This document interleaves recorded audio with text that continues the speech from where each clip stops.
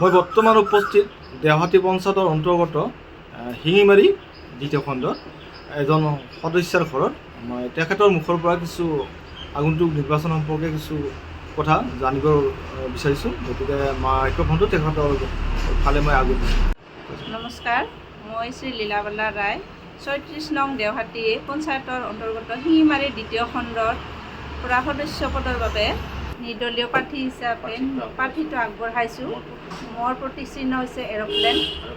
এৰোপ্লেনৰ ছবিত আপোনালোকে বহুমূলীয়া ভোটটো দি জয়যুক্ত কৰক।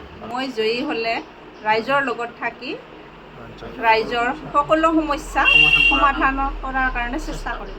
পুনৰবাৰ ৰাইজৰ অনুৰোধ জনাওঁ যে মোৰ প্ৰতীক চিহ্ন এৰোপ্লেনৰ ছবিত ভোট দি মোক জয়যুক্ত কৰে যেন বিনম্ৰ অনুৰোধ জনাই ৰাইজৰ আশীষ বিচাৰিছোঁ।